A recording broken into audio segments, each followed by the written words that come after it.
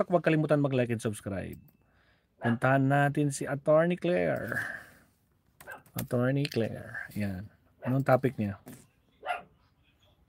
VP Sara. Ay, hindi. Naglalabasan na laban kay Kibuloy. Parehas ah. Nakakapinglabot na kwento, nagsilabasan na ang mga laban kay Kibuloy. Ayan oh.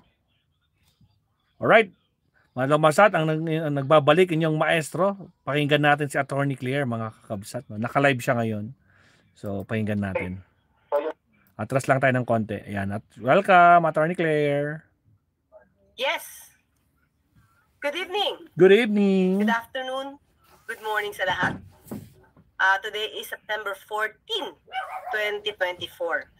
Ayan. Nako, maganda ang ating pag-uusapan ngayon kasi siguro maraming nag-iisip dito, no? Bakit yung iba lumalabas na ngayon lang? Parang ang tagal na nangyari nung ibang naganap. Diba? Bakit ngayon lang sila lalabas? So yun yung pag-uusapan natin. Of course, ito ay patungkol kay Pastor Kibuloy at mga di umanong willing pa na magsampa ng reklamo. Lalo na ngayon na naaresto na, nahuli na, nasa kamay na at nasa kustodiya na ng mga pulis ang si Pastor Kibuloy. So pakinggan muna natin ito ha. Ito kasi ang balita eh. Okay, let's go. Sinasabing naging biktima din sila di umano ni Pastor Kibuloy. As to the details at medyo sensitive yung mga detalye na binigay doon at kung kayo siguro yung makakakinig, medyo ano ko ba i-describe doon, medyo horrible is for lack of better word po. Medyo ganun po yung pagkwento sa akin. So just can imagine a minor being sexually molested by an individual at sinasabi po nila na as early as 12 or 13 years old, they were allegedly sexually molested by Kibuloy po at and they are being threatened na kapag sila ay i-break nila yung code of secrecy at sabihin nila kanino man yung kanilang naranasan sa kamay po ni Apollo Kibuloy ay iyakan sila ng angels of death. So just can imagine a minor being threatened of death. Hindi lang sila, pati yung mga pamilya nila ang sinasabi doon sa mga bata. And if I may share na talagang ewan ko kung... Okay, ganito na lang mga ka-clear. Sabi kanina, at the age of 12, okay. At the age of 12, yung iba, nakakaranas na. Okay, nakakaranas na ng pang-aabuso. And we're talking of girls dito. Okay? So, ano ba? Ano ba ang sinasabi ng batas dito? Okay, kasi, kahit ikaw ay 12 years old nung nangyari ito, at ngayon ay, let's say, ikaw ay nasa 22 na, so lumipas na yung 10 taon. Ang tanong dito, pwede ka ba magreklamo? Diba? Diba dapat, nung ginawa mo yan, nung nangyari yan, nagsumbong ka na. Diba? So, ano ba sinasabi ng batas dito? Okay? So, una, ano ba yung ginawa? Kasi kung minor de edad to, ano yung pwedeng kaso?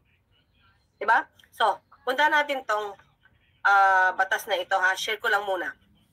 Ayan na. Salamat, Attorney Claire. At least yan talagang batas ang pag-uusapan. Yan. No? So, puntahan natin yung RA 7610. Okay? So, Section 5, very clear. It's about sexual abuse. Okay? So, sino ang pwede mga biktima rito? Babae at lalaki. For what? Okay? Kailangan lakihan natin ha. Ayan. For what? Okay? For who? For money? Okay. Kung binayaran? Profit? Or any other consideration? Or due to the coercion or influence of any adult, syndicate, or group indulged in letter S, intercourse, and lascivious conduct. Okay, are deemed to be children exploited in such acts, criminal acts. Okay, so tignan niyo dito ha, or any other consideration, kasi hindi tumatanggap ng pera yan ha. Ginawa ito for any other consideration or due to the coercion or influence of any adult. Okay, pag-usapan natin to, pero hindi naman ibig sabihin to mga ka-clear na guilty na si pastor. Pag-uusapan lang natin yung tungkol sa batas. Okay. Dito kasi mga ka-clear, lumalabas na yung mga bata na nire-recruit ay usually, karamihan daw ay galing sa broken families. Okay? At ang pangako dito ay libreng edukasyon. Tandaan natin ha mga ka-clear, merong school sa loob ng KOJC compound. At marami nag-aaral doon. So, nangyayari doon, nalulure yung mga parents, no?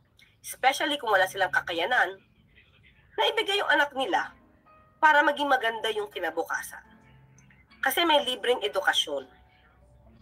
Okay? Yun yung lumalabas dito ha. Yun yung kwento di umano ng ibang mga bata. Tingnan natin ha. Pakinggan natin kung saan parte dito. More are willing to come out. Yes, that's correct. And we are on the process of taking their sorry statements, ma'am. So please give us more time because this is not just a simple case. So it will become very serious on the taking of those statements. And especially that these victims, they have trauma already. So hindi pwede yung the usual taking of the statements that we often do. Okay, brief narrative. No Friday, Senate hearing. May Senate hearing sa Davao. So there was this presentation of General Talk of how far have we gone with our research and operations on the OCC compound. And then yung mga poor victims, naghahanap na sila ng balitusan para to tell their stories too, that they were offended by Roy. So, naghanap sila ng middleman para makausap nila ako. So they told me that at first, hindi sila naniniwala sa amin kasi they were operating from the past na hindi naman nahuhuli si Kibuloy. And even before, alam nila na the posturing of Kibuloy is so powerful at that. So alam nila na hindi sila mabibigyan ng pansin. Gano'n. So, yes. Sige lang, Colonel. So, nung lumapit sila sa inyo, galing po ba sila sa loob ng KOJC compound? O taga Davao City rin po ba sila? Or nananatili pa rin ba sila doon sa loob ng compound? Kasi as I understand it, medyo ilang taon na po nakalipas no, nung nagsimula yung alleged abuse. No, hindi ilang taon. Last year lang yung pinag-usapan natin. Oh, okay.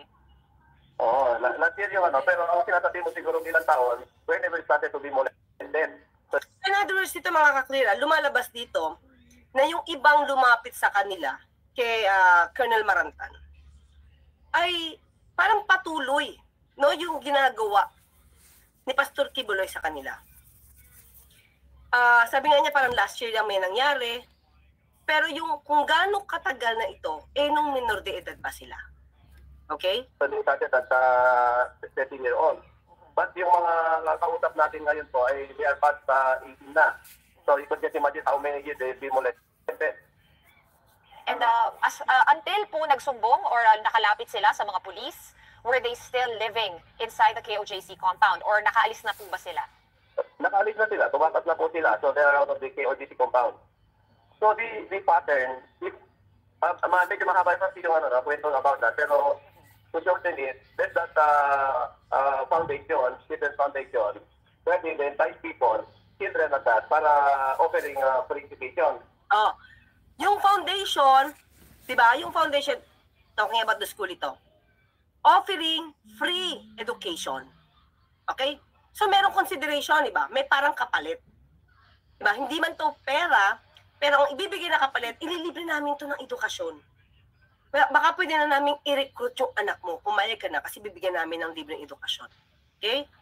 So ang common ground pala doon sa mga victims ay they all come from broken families. And the poor mothers, the broken children, doon sa foundation, hindi hope nabigyan sila ng free education.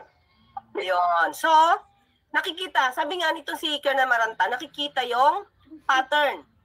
Madalas, na ang kinukuha, nare-recruit ng mga bata at tumapayag yung mga magulang. Yung mga galing sa broken family, siguro sole parent. Hiwalay na yung mga magulang. O kaya wala na mag-aalaga sa mga bata dahil sumama na yung tatay sa ibang babae, yung nanay sumama na rin sa ibang lalaki. Diba? So, para mabigyan ng maganda kinabukasan, pumapayag yung iba, yung mga guardian nito, na dalhin doon sa foundation nitong si Pastor Kibuloy dahil nga libre yung edukasyon. Okay? So, balik tayo dito sa batas, ha? Okay, balik tayo.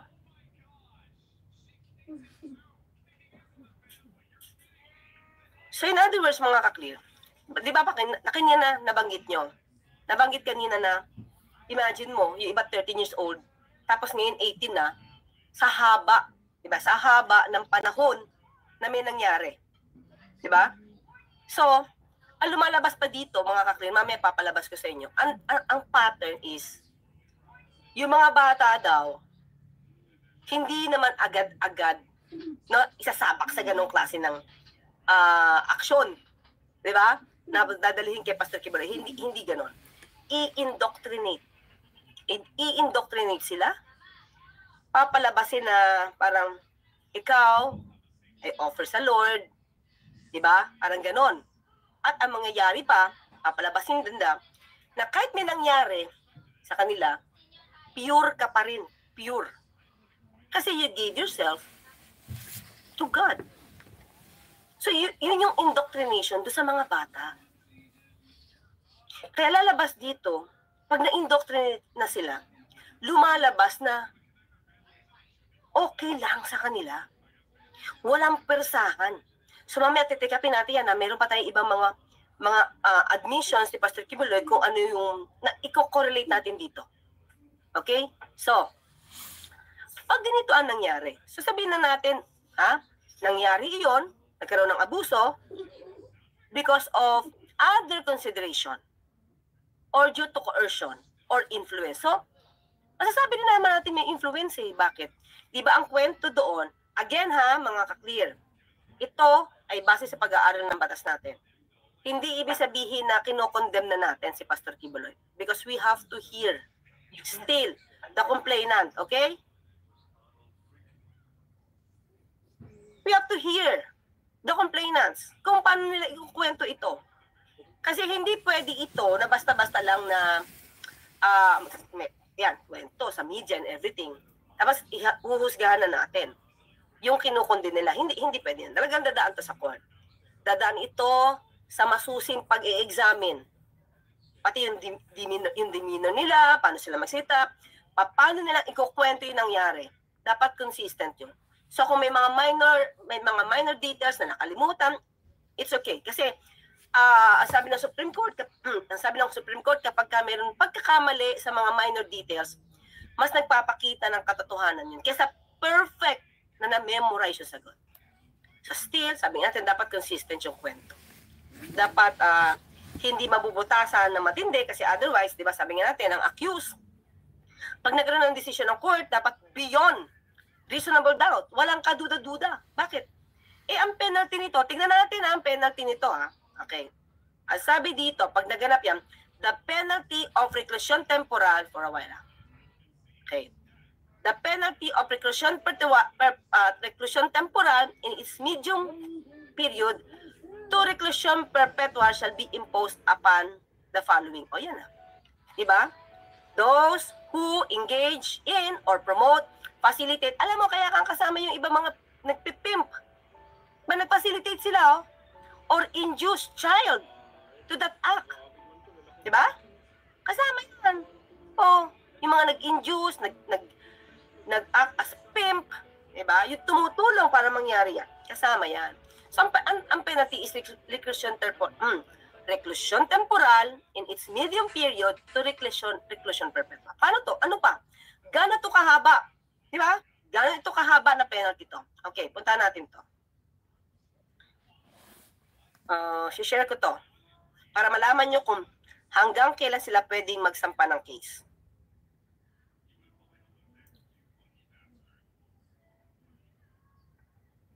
Okay, yan share natin. Kita nyo? Okay. Try natin lakihan Try ko nga lakihan. Wait lang, maliit Yan. Okay, dito muna tayo sa reclusion perpetua. Reclusion perpetua the penalty of reclusion perpetua shall be from 20 years and 1 day to 40 years. Kaya sabi ko yan, kahit yan ay parang lumalabas na life imprisonment, di ba? Pinakamatagal yan 40 years. At pwede siyang magkaroon ng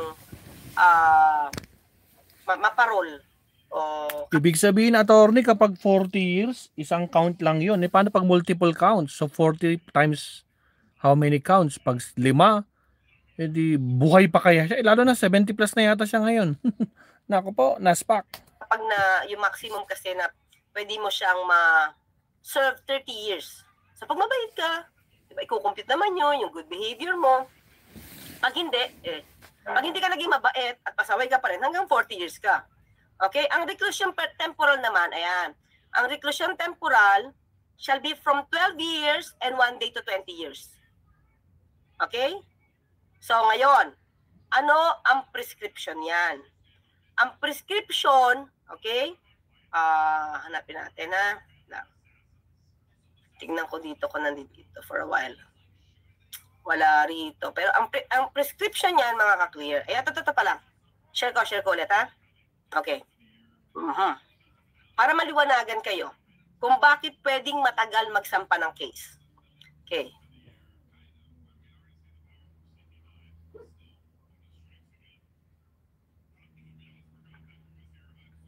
Okay, ito. Kita nyo? Ayan, ang prescription. Ibig sabihin, hanggang kailan mo pwedeng masampa yung case. Kasi pag lumagpas yung period na ito, hindi mo na pwedeng isampa. So dito, pag ang prescription of crimes for crimes punishable by death, reclusion perpetua, or reclusion temporal shall prescribe in 20 years. So pwede mo tong isampa hanggat hindi lumalagpas yung 20 years from the date na nakumit ito. Okay? So bilangin nyo, kung 13 years old nangyari ito, mag-plus 20 ka. Diba? 33. Kahit edad mo 33 years old, pwede mo pang isampa. Diba? Pero syempre, hindi lang ang 13 years old, kailan ba yung pinaka-last na nagawa? Diba? Kung 17 years old, nangyayari pa, o di count ka pa rin.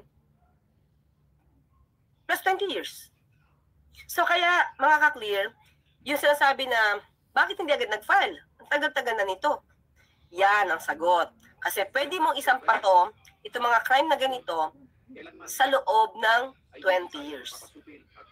Okay? So tuloy natin, ha? Kung paano pa ang ginawa at paano na indoctrinate itong mga batang to. Okay. But it takes place. So yung mga children that fit the standard of beauty of Kibuloy were taken. Pinag-uusapan dito, ano yung pinipili, anong standard ng beauty ang pinipili para ma-recruit yung mga bata. Okay, let's say.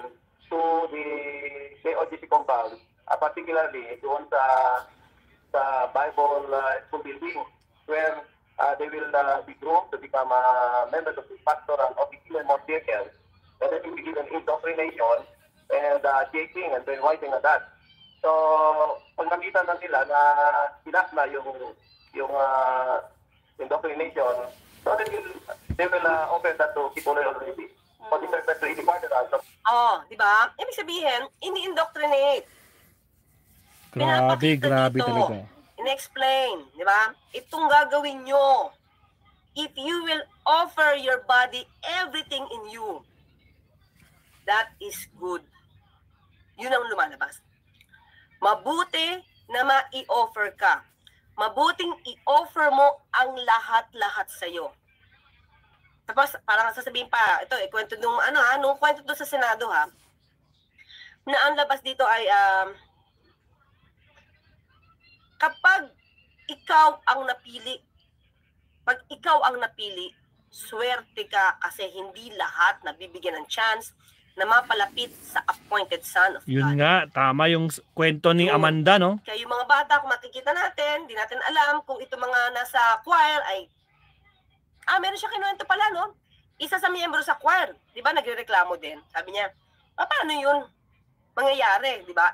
Miyembro nga siya ng choir. Ibig sabihin, di ba, yung pag-i-indoctrinate na to, pinapasok sa utak mo, syempre pag bata ka, lahat ng, di ba, ito ngayon kasabihan kung ano nakikita mo sa matanda, nagiging tama sa mata ng bata. O di lalo na yan kung in-indoctrinate sila. Ibig sabihin, mga kabsat, yung mga kwento ni Amanda, nagmamatch. dito sa mga no? Sa mga bagong lumabas na mga biktima. Nakapak! Grabe. Sige, tuloy mo to, attorney. Ikaw na bahala dyan. Kung ano itong gagawin, ito dapat ganito. So yung mga bata, di ba? Proud. Proud sila. Sa totoo lang. May ganun eh. Na pag ikaw, ito naman sa totoo lang mga kaklira. Minsan, pag may teacher ka, minsan lalaki teacher mo. Di ba?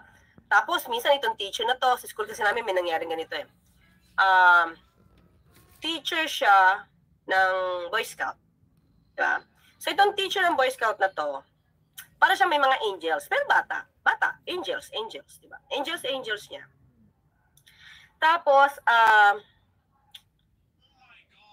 yung mga babaeng angels niya, parang nagiging apple of the eye. Parang, syempre, pag, totoo to high school ako.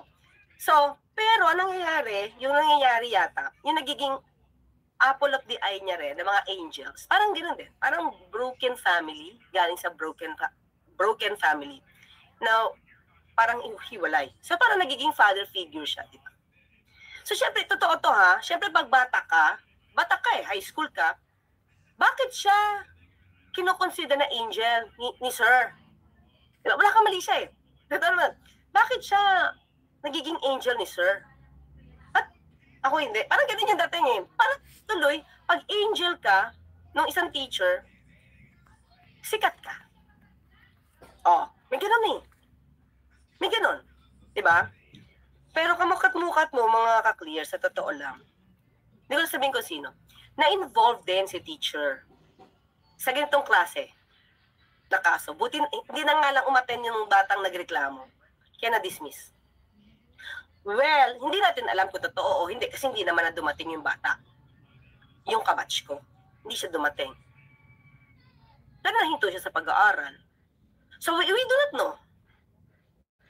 Pero ang in-explain ko sa inyo dito, kapag ganun kasi yung dating, di ba, para bang, since wala kang lisya dahil bata ka, so pag napalapit ka doon sa ganun, parang, sikat siya eh. So dapat sana ganun din kami, di ba, dapat pare-pareho lang. Or, basta ganun yung feeling. Kaya feeling ko tuloy, yung naranasan ng mga bata dito, kapag nagiging favorite ka ng appointed son, proud pa sila. Di ba? Ano daw yon? Di ba? The word is, sino nagsabi ng vulnerable? Ayan, si Crypto is Life 999, naghahanap ng vulnerable. Totoo yan. Kasi minsan naghahanap ka ng father figure, especially kung wala kang tatay. So kaya ako nasasabi to, kasi sabi ko nga, ganun din yung nangyari sa amin. Ako hindi ako naging favorite kasi hindi ako product ng broken family, tapos tatay ko abogado, di ba? So, siguro takot yan, tatay nito abogado, parang gano'n, di ba? Pero, at the back of our minds, ako, parang syempre nakakainggit. Na ba't sila, favorite, tapos pag naging favorite ka kasi ng teacher na yon, para bang sumisikat ka sa batch, hindi lang sa batch, para sa buong high school department. So, di ba, may ganon. Minsan ma-realize mo bakit ganon. So, kaya ang feeling ko, kung ganon ang pattern, na indoctrinate sila with that, mas proud sila na maging favorite. Tapos ang daming perks. Di ba? Ang daming perks. Pag favorite ka at miyembro ka ng pastoral, sabi, di ba? Meron kang biyaheng ganito, makakasakay kaya. Yes, tama, Ma'am Sheila Maceda. Sa plane nila. Si Stephanie Ibarra, basta may yung singer. May mga perks. Nakatuloy ikaw, pag bata ka, proud ka. May ganun factor. So kaya siguro, yung iba, akala nila, tama. Kasi yun yung pinapasok sa utak nila. Ito'y base lang sa ating pag-aanalisa, ha? Hindi ko sasabing, ito na.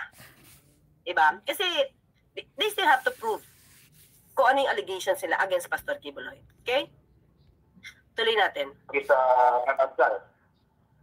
So you suspect he was preying on children from broken families para mas mabilis ma-indoctrinate.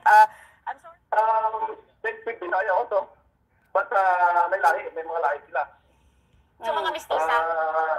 Ano? Mestiza po? Tisay? Yes, mga mestiza. Magaganda eh. Pero hindi na magaganda talaga.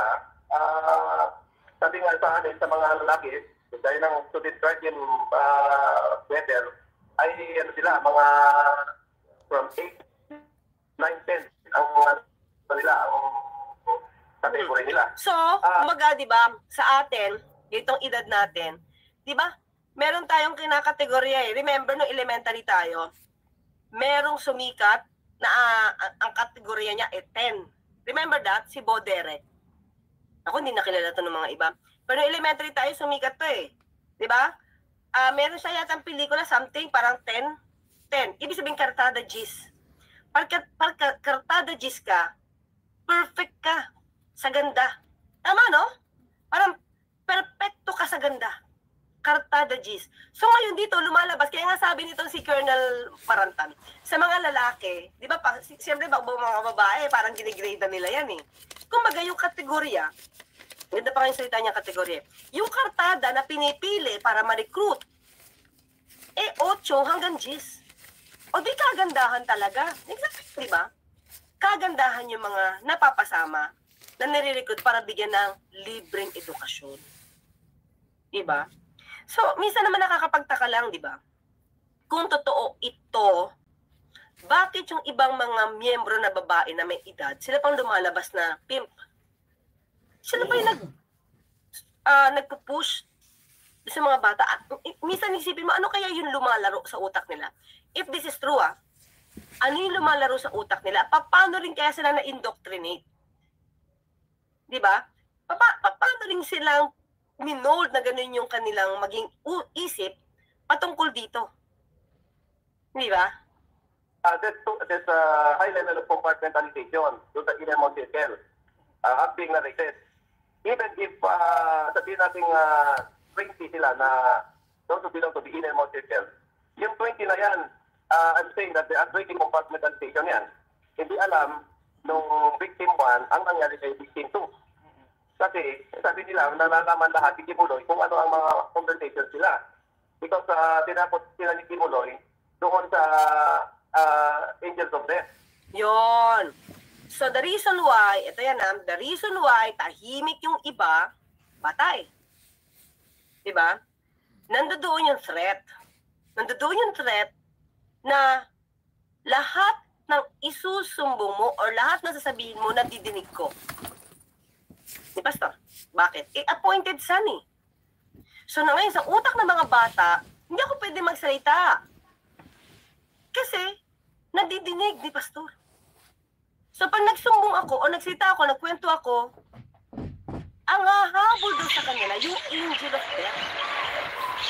Diba? So ito bata, ito naman, sa totoo naman, diba, nung tayo elementary, huwag kang tigas-tigas ulo ha, gumawa ka ng assignment mo, kundi, lalabas ang mumu dyan. Sa totoo lang, doon naman nag-start yung fear natin minsan, di ba? Pag ayaw natin na madilim yung kwarto, gusto natin bukas yung ilaw, bakit? Nandun yung fear. So, ganoon yung ginawa dito. Pero ang nakakataka, di ba, sa hinaba-haba ng panahon, dumadami yung mga tao sa KOJC. So, tingin ko, kaya yung iba hindi naniniwala, yung ibang miyembro hindi naniniwala, kasi meron silang code of silence. Di ba? Ano kumbaga sa mafia to, omerta. No? Kaya pwede magsalita, kundi dedo ka. Ganun ang dating.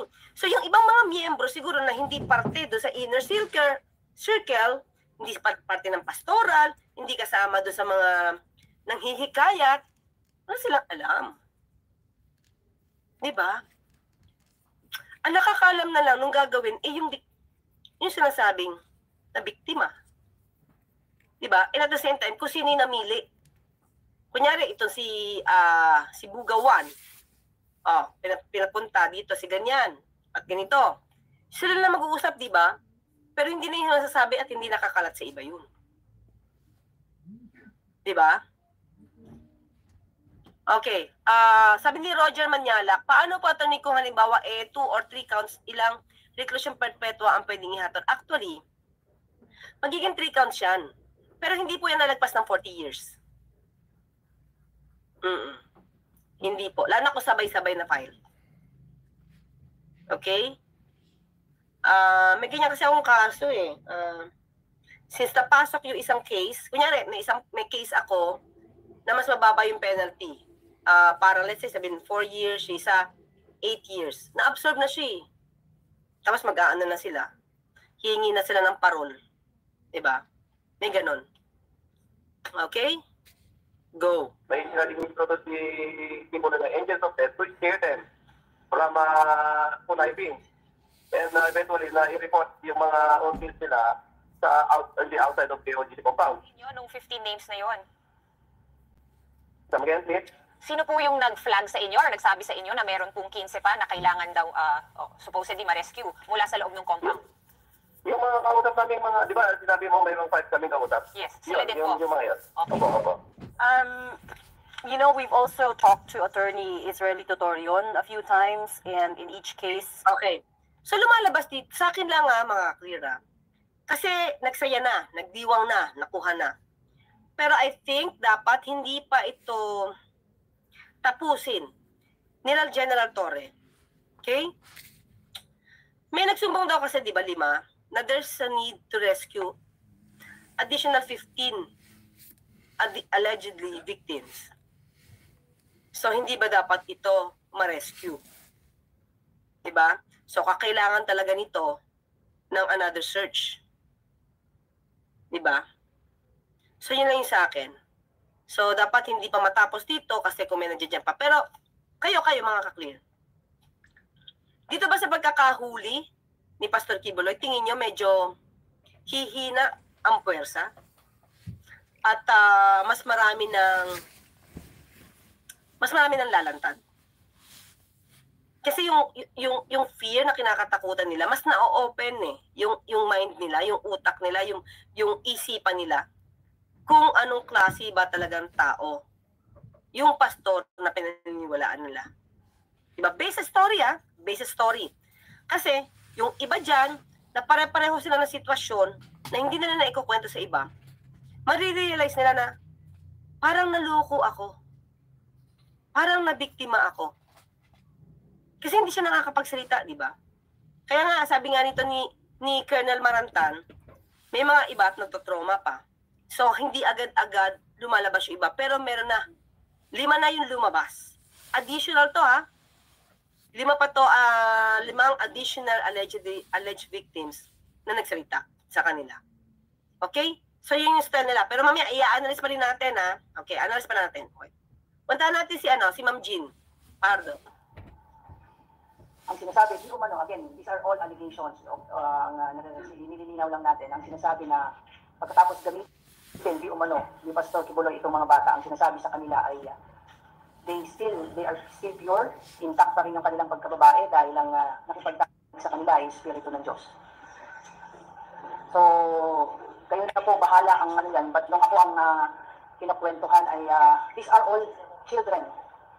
So, kung ako ay nangilabot, I don't know kung ano yung naramdaman nyo nung ako yun, kung marinig ko yun. Sa isang bata na sasabihin na tatakutin kapag sinabi at nananatiling intact yung kanilang pagkababae dahil lang, sabi ko nga, ang nakipagtapos nila Espiritu ng Diyos. I don't know how can you describe the ordeal na pinagdaanan nitong mga batang ito. Again, inuulit natin, these are all allegations at natatakot yung mga nakausap natin, not only for themselves, hindi lang para sa kanilang buhay, maging sa pamilya nila because ang panakot nga is yung angels of death.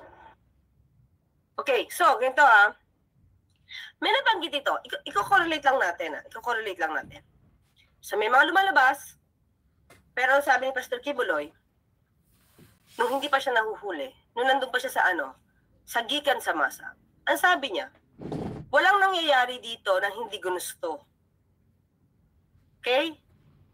Walang nangyayari dito sa loob ng KOJC na hindi ginusto ng tao. So, kung papakinggan mo yan, kung pakikinggan mo yung sinabi na walang mangyayari pag hindi ginusto, ibig sabihin ba may nangyayari, pero since na-indoctrinate yan, hindi sila tututol. Kusang loob at masaya pang gagawin. Yeah, tignan natin. Okay. Ito yung sinabi niya. Pakinggan natin, Talking to that, si Solomon.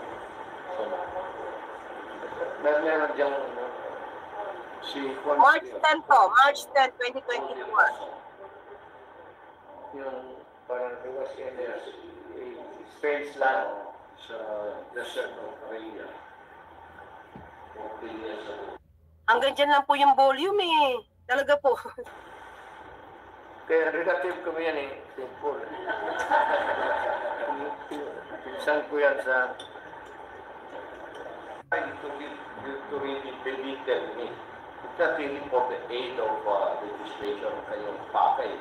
Paano mo dapat tanda ka eh. The way she talked, the way she addressed me, you have to consider this Ontiveros. This is a worldwide ministry of 7 million people under me. And I have to protect them. And you try to destroy private businesses that people out there. We are on social media. All over the world, they are watching. And you are trying to dissuade them from believing me. I have to protect myself, not because I'm guilty. I have to protect myself from all of your unjust persecution to destroy the kingdom. Yung mga inakusan mo yan, policy ng kingdom dito, no one is ever forced to do anything against their will.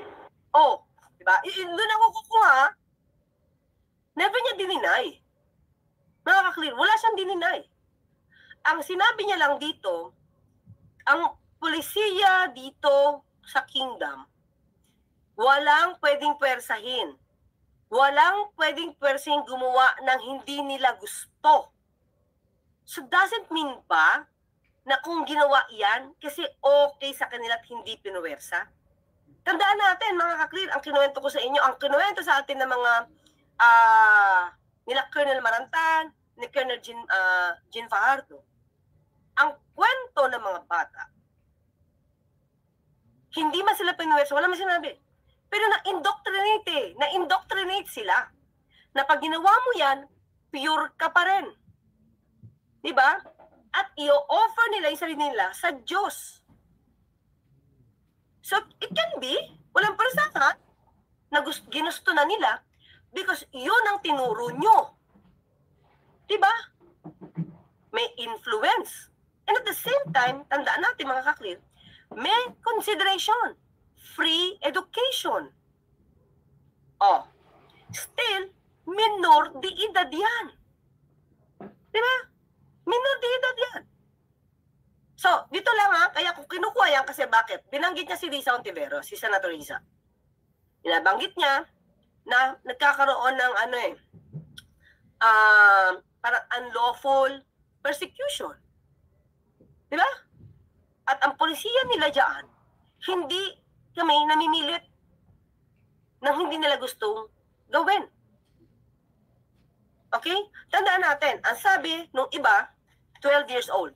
Yung iba, 13. Ba? Ano ba ang sabi sa batas? Well, anyway, ito, may papakita ko sa inyo ha. Okay. Babalikan natin to. Okay. Pakita ko lang sa inyo to.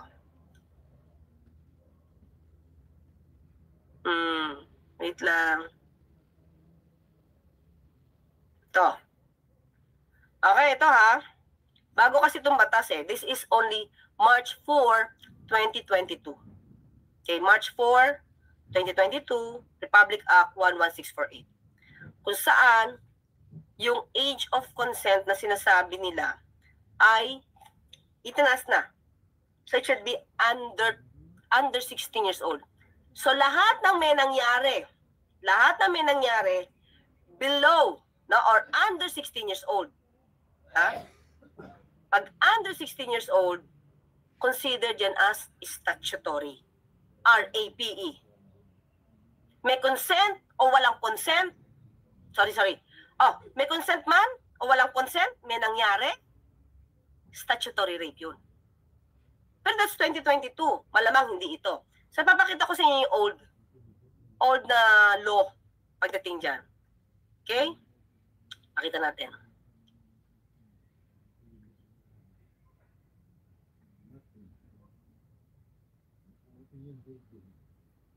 For a while po, wait lang.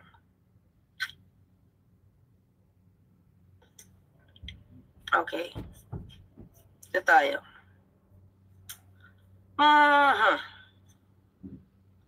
Okay, wait. Hanapin natin. Yan, okay. May binura lang tayo. Okay, lakihan natin.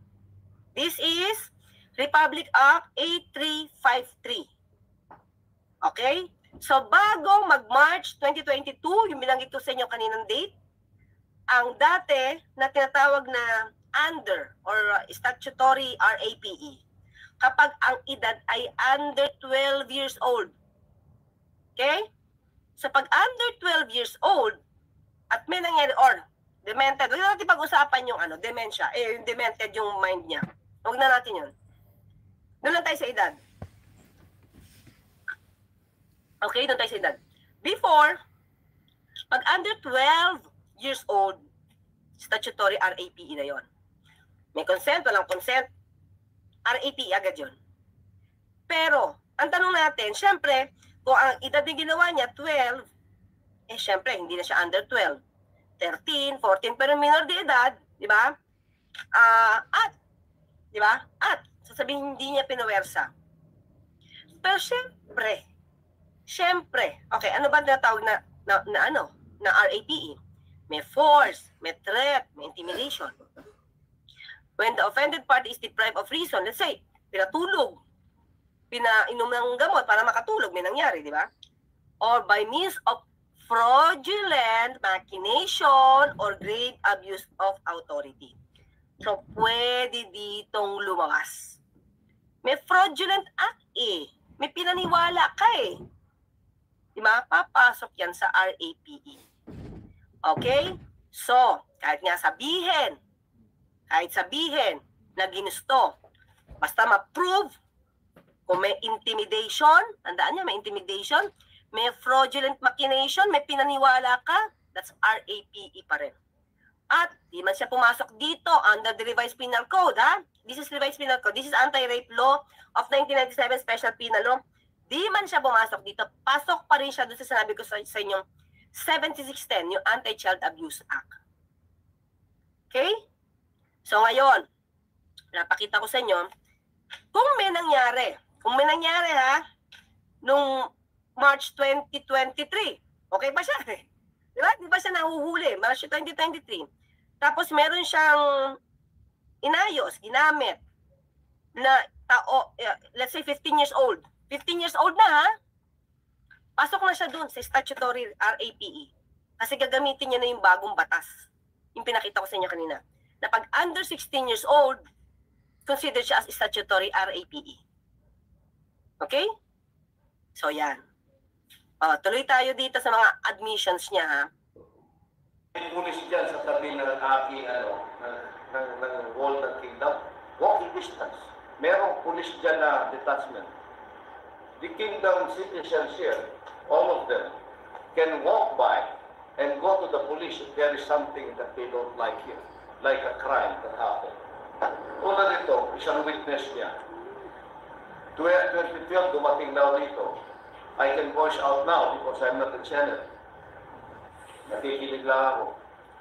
Nire ko daw after 3 days dumating siya dito. And she stayed 8 years. Going back and forth to Ukraine. And he traveled all over the world. She's singing in the choir. She's very happy. And she brought her parents too.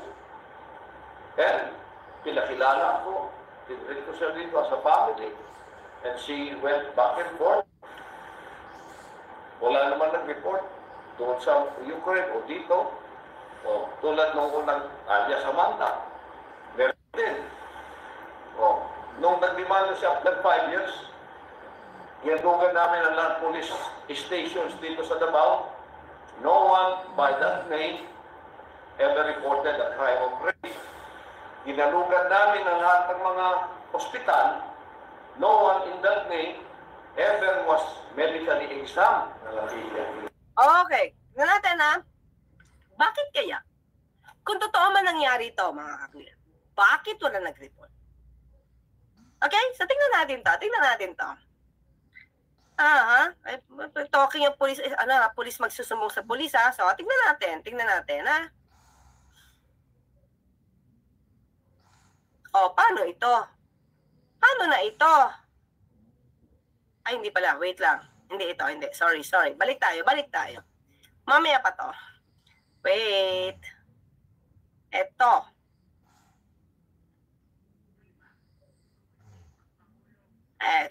Ito pala. Ito magandang news. Paano na to? Paano nagsusumbong? Unang-una kung in-indoctrinate nyo, mahihirapan sila. At wala nga nakakalam dahil may angel of death. Tandaan natin yung angel of death. Takot sila doon. Diba? Ngayon, tingnan natin ha, may magsusumbong ba sa police? Tingnan natin. Alden Delvo has retired. May 4 lang, 2024. Sino ba to si Alden Delvo? Ito yung regional director ng Davao. Okay? Sige, ano to? Ito yung hindi makahanap-hanap kay Pastor Kibuloy nung siya yung PNP regional director. Okay, ano sabi niya? While he was in office as regional director of PNP Regional Office 11, Alden Delvo made several public statements assuring the nation that his team, together with the NBI, are doing all they can do to find and arrest Kibuloy. Okay. Sige. Sino ba ang NBI Regional Director ng Region 11? Si 2022 na-assign to, tama, di ba? Si ano ang pangalan? Si Archie. Attorney Archie Albao. Delvo, Albao na umamin ang direktor niya na si Jimmy Santiago na tumatanggap ng envelope as tulong from Pastor Kibuloy. Diba? Umamin to di akin galing to. I'm telling you, nasa news ito. Inamin ni NBI Director Jimmy Santiago na tong si Archie Albao, si Attorney Archie Albao, NBI Director ng Region 11, tumanggap ng envelope na may lamang pera. Ang unang nagpasabog nito, walang iba, kundi si Madam, si Miss Arlene Stone. Hindi naman niya tinanggi. Diba? Hindi naman niya tinanggi, inamin. Bakit? Ano sabi ni NBI Director? Mabait si Pastor. Pilantropo. So okay lang. Tumulong sa ahensya. So, ulitin natin. Ang tanong natin, na-account ba yun? May binayaran donors tax dyan? Magkano yung binigay? Para kanino yung binigay? Dapat hindi lang kay Archie Albao. Dapat sa buo. But still, bawal pa rin yun. Bawal yun. Bakit? Donation? Bigay? Gift? Because of the position? Mali, di ba? Okay. So, yan si si Albao. Sino naman si Delvo? Di ba? Siya nga yung PNP Regional Director sa Davao. Yes. Lakihan natin to. Nasaan na yan? Ito. Sige. Lakihan natin. Okay. Ayan. Okay. Sige. Okay. Malapit ba siya kay Pastor Kibuloy? Yes. Ano sabi ni Delvo? Delvo admitted that he shared the same birthday with Kibuloy on April 25. During his Davao City years, he himself said that he would spend his birthdays in Kibuloy's Tamayong Prayer Mountain. Sige nga. Magka-birthday kayo. Nagse-celebrate kayo na sabay ng birthday. Uma-attend siya ng birthday party sa Tamayong Prayer Mountain. Ano yung in-expect? Pagsumbong? O may magsusumbong? Pakikinggan ba? Hindi ka naman sinasabing hindi pakikinggan I'm just asking. Anong sitwasyon sa Davao? Kaya sasabihin na, ba't hindi nagsumbong sa pulis? Ayan lang yung pulis. Yung regional director nga, close sa'yo ng PNP. Regional director nga ng NBI, close din sa'yo O paano na? Yun Yes, just asking. Ayoko tong bigyan ng mali siya. I'm just asking. Oh, what happened? Sa news naman to, ha? Ako'y nagre-relay lang sa news, di ba? Hindi ito nanggagaling sa kawalan. Yung news to. What happens during Kibuloy's grand birthday extravaganzas? The whole day festivities included Disneyland-like spectacles with the pretty Ukrainian pastorals dressed like fairy princesses. Former Kibuloy Pastora, ito pala galing sa Rappler, Pastoral Arlene Stone, who is now in the US, revealed to vlogcaster Armand Dinocum that they would prepare large brown envelopes. Ay, ayan pa pala. Hindi lang pala kay NBI Director, Region 11. Stuffed with thick wads of cash. This would be given as gifts to the visiting VIPs, mostly senators. Ouch! Mostly senators. Kaya pala yung iba, todo, ang tawag doon? Pagtanggol. Wala tayong binabanggit kung sino senador dito. Kayo na mag-isip kung sino yung senador na nakakatanggap ng pera mula kay Mr. Kibuloy, ha? Revelation ni Arlene Stone. Ma'am Arlene Stone, ha? Pairam nito, ha? Kasi nasa news naman ito ng Rappler. Where police officers like Delvo also showed with Kibuloy cash. Showered pala with Kibuloy cash. Kayo na mag-isip. Basta, ang alam ko, yung NBI, tumanggap. Okay, ano sabi ito? Oh, okay, ha? He could not because Delvo was actually too much invested in the police protectors of Kibuloy. It is officially known that Delvo was part of the close network of Bato de la Rosa.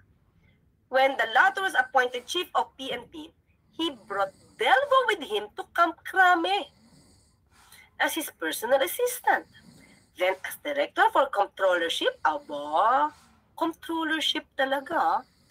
And it is on record that lawmaker De La Rosa is against the arrest of Kibuloy. Kaya nga hindi ito nahanap eh. Ang sinabi ni Kibuloy, di ba, may hirapang hanapin si Pastor Kibuloy. Di ba sabi ni Delvo? Kasi malaki ang logistics nito. Ni Pastor Kibuloy at maraming kaibigan na pwede magtago. Aba, doon pa lang halata mo mukhang parang hindi lang hinahanap. Give up agad si Delvo. Sasawayin niya ba yung wish? Hindi naman wish. Ito si De La Rosa, na in a way, medyo,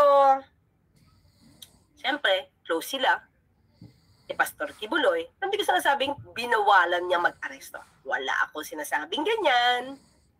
Basahin na lang natin yung action ni Senator De La Rosa kung ano yung nasa puso niya. Patungkol na sa pagsisilbi ng warrant of arrest kay Pastor Kibuloy. Now, kung meron ganitong damdamin si Senator Bato, at bata-bata niya di umano itong si Delvo, ano kaya ang gagawin ni Delvo? Tanong natin. Kung may magrereklamo kaya, isusulat niya yan sa logbook? Kung may magrereklamo kaya, ipakukulong niya kaya si Pastor Kibuloy agad? At the time na siya ay PNP Regional Director. Diba? So, eto pa. Share natin to. Share natin ito.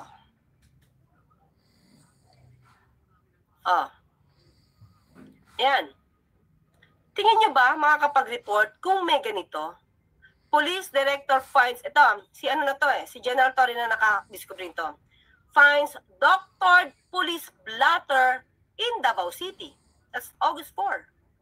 Lumalabas daw di umano sa mga blatter na kaya lumiliit ang crime rate dahil dinudoktor sa Davao City. Ano na? Ito ba'y kasama para kung may magrereklamo man ay hindi manalagay sa blatter? Nagtatanong lang tayo. Kasi the misreporting of police blatters to sanitize Davao City's real crime statistics was among the reasons for the reassignment of 19 police station commanders here. So, tingnan nyo kung dinodoktor daw ang mga records, kaya nawala na yung 19 police station commanders. Tingin niyo ba itong mga natanggal na to, kung panahon to ni Pastor Kibuloy, i-report ba nila, if ever man, na may magsumbong? Wala, nag-iisip lang tayo. Diba? Kasi parang nako-connect mo yung connecting the dots. Bakit? Hindi nangyayari. Kung may magrereklamo man, masusulat ba? Mapupurso ba? Considering na parang lumalabas dito, aminado si Delgo na malaki ang logistics, maraming kaibigan. Kasabay pa niya mag-birthday. Tingin nyo ba susuwayin nila si Pastor Kibuloy? Or, kumbaga sa aso, kakagatin ba nila yan kung meron anomalya? Diba? Hindi ko sinasabing nagamit sila. Sinasabi ko lang yung nakikita natin at nababasa natin. Okay? So, diba? Kaya para sabihin na, ba't di ka nagreklamo sa press? Kung hawak sa liig, police, NBI, dahil merong envelope, may mangyayari ba? Maliban doon may angel of death, na kinatatakutan yung mga bata, at wala ang mga magulang nila dyan. Tandaan nyo wala yung mga magulang nila dyan sa KOJC. Wala. At kung meron man yung mga magulang nila, ang sabi, miyembro din. Miyembro din. O, pakinggan ulit natin. Tapusin natin to si Colonel Jean Pardo. Pagkakataon pa na ito para manawagan sa ilan pang mga nabiktima nila ni Pastor Kibuloy na sinasabing nila sila, lalo na yung mga bata na nakaranas ng ilang taon ng pamumulensya. Handa po kayong proteksyonan po ng gobyerno at wag po kayong matakot sabihin natin yung totoo. Maging doon po sa kanilang mga magulang dahil kung meron man pong dapat magtanggol sa mga batang nabiktima, yung ating pong mga magulang, yung mga magulang po nila. Okay. Doon muna tayo Actually, mga kita, mga clear. If ever yung mga magulang ay ayaw lumaban, ba? Kung ayaw lumaban ng mga magulang para ipagtanggol yung mga anak nila, pwede yung pinaka-nearest kin, ba? Uncle, auntie. If wala man, di ba? At wala na talagang mga kamag-anak, wala nang pwedeng tumulong sa mga bata kahit yung mga bata hindi kayang lumaban. Di ba? Pwede po ang DSWD. Pwede sila i-represent ng DSWD. Okay? So, kaya sabi niya nga, pwede yung mga magulang, pero paano kung ayaw? So, pwedeng DSWD. Okay? I've seen some names, but I hope you understand na very sensitive itong kaso na ito. I couldn't even reveal how many yung na-interview, but I've seen some shots. At sabi ko nga, kung ako mismo ay nangingilabot sa mga nakita ko at narinig, I don't know kung isang ordinaryong tao na makakarinig mismo doon sa mga nagsalita, hindi ko alam kung paano nyo tatanggapin po yun. Okay, ito. So, dito na tayo, mga clear out. Saan tayo ulit? Okay, ito tayo Okay nakita natin kung paano mahihirapan talaga magsapa ng kaso, magreklamo ang isang minor de edad. Una, minor de edad sila. Pangalawa, mukhang hindi sila nababaka pa ng magulang. Or pangatlo, malamang hindi nalalaman ng mga magulang dahil nandoon na sila, nakasadlak na sila doon sa school. Tumatanggap sila ng libreng edukasyon, ibang perks, walang makalaban. Wala Bakit? Kung ikaw nandoon, at lahat yan, kakampi lahat ni Pastor, makakasalita ka ba? Hindi. Mahirap yon. Diba? Tapos may angel of death. Lahat ng mga pulis, halos lumalabas kaibigan. NBI, lumalabas kaibigan. Lumalabas may envelope. Diba? Matataas na politiko, mga senador, lumalabas, sabi, may envelope. Ikaw, nabatak ka, minor de edad ka, may kakayanan ka ba? Magsarili? Hindi. Mahirap yon. Okay. Ito yung panghuli. Sige, tingnan natin. Conversion. Dinimanda ako ng illegal conversion of land. Okay, dito dinimanda siya ng illegal conversion of land. Okay, binabanggit siya dito Hindi ko alam ang pataas mo yun. Mabibilanggo ako ng 6 years kung convicted. Mabibilanggo siya ng 6 years kung convicted.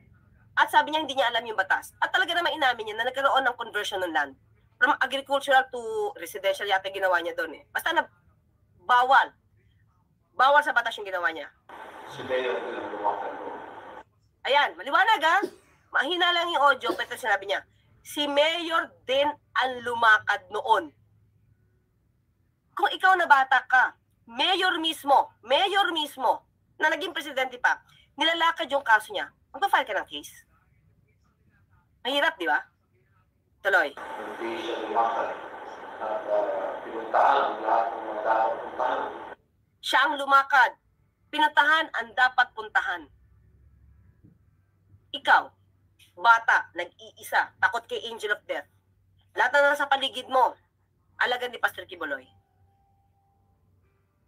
Magdidemanda ka?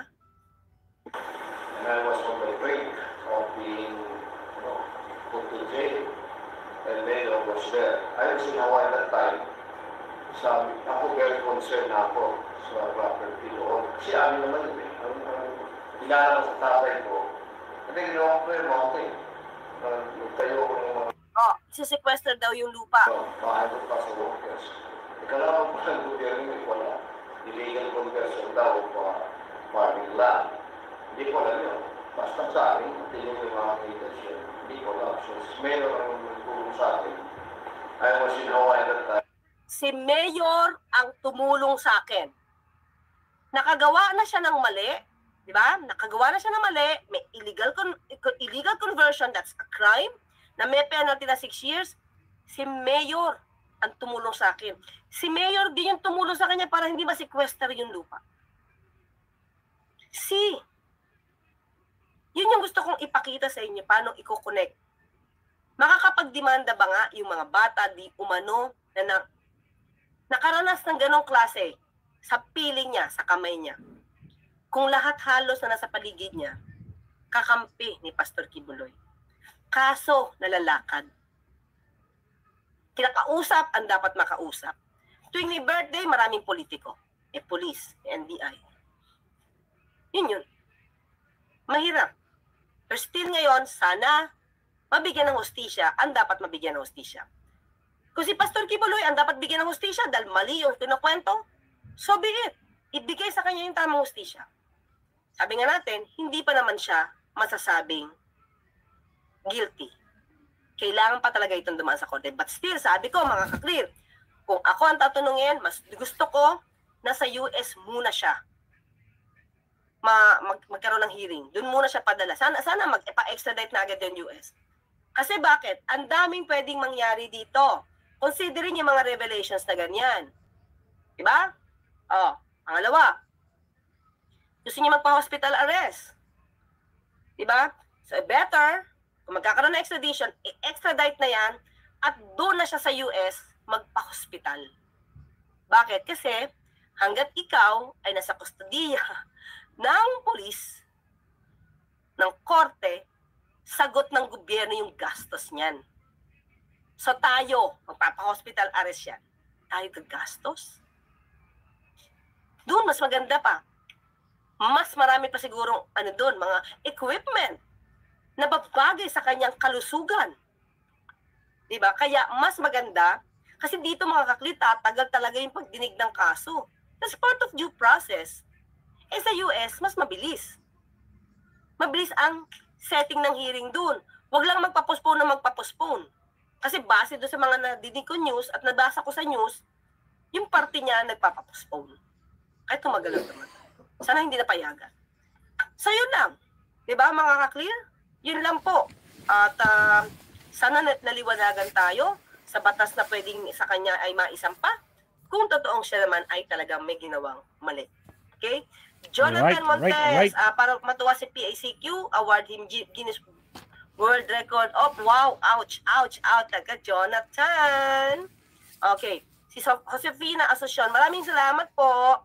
Rosalina Owera, uy, maraming salamat po. More power, Tony Claire. Thank you, Ma'am Rosalina. MGN Vision, ay, thank you. Sabi, may security, sabi niya, di ba, may bantaan ng buhay dito. Dito na nga siya, although kaya natin proteksyonan dito, pero mas maganda maproteksyonan siya sa US. Okay? Evian Bell, salamat po, salamat. Okay? Okay, pero syempre, bago ang lahat bago tayo magbasa ng message. Gusto ko muna pasalamatan ng aking mga moderators.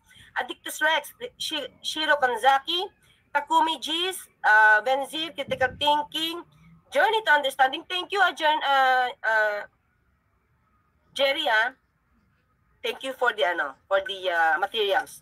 All Walks of Life, Oppenheimer, Reviton, Angela Gonzalez, Maylin, Marina Nale, Marie, Kadama sa Jordan, Pinoy Bro Media, of course, Rocket, Lemon, and si Pinoy Bro Media may ginawa sa akin kanta for Christmas. Titignan ko po paano ko siya mapapasok dito. But gusto ko siyang mapadinig sa inyo. Maganda po siya. Okay, so, ano sabi ni Luis? Sabi niya, Alright, okay na. Salamat, Attorney Claire. Ayan. Yan na, balik tayo. Sabi naman ni Sir Leonardo Ansag dito, oo naman, bihira ang lumalantad na rape victim sa US kapag nakulong ka dun at child abuse ang kaso mo. Bubugbugin ka hanggang malumpo ka. Grabe naman yan, Sir Leo. Ayun nga. So, grabe talaga to guys. No? Yung, my goodness. Tinatakot niya yung mga kabataan na yun, kapag sumaway sila sa kanilang code of secret, di ba? Pag siyempre ang alam ng mga bata, anak siya ng Panginoon. So kung ano man yung mga sasabihin namin, malalaman at malalaman niya kasi di ba? Lahat nga ng sinasabi natin alam ng Panginoon, di ba? So yun na kinakatakot na magsalita. So ngayon wala na.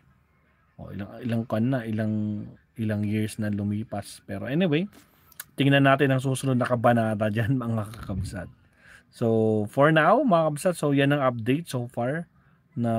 Actually kahapon ko pa dapat gusto ikon yan. Pero talagang pagod tayo kahapon. Tapos today, busy naman tayo sa ating pag-aaral.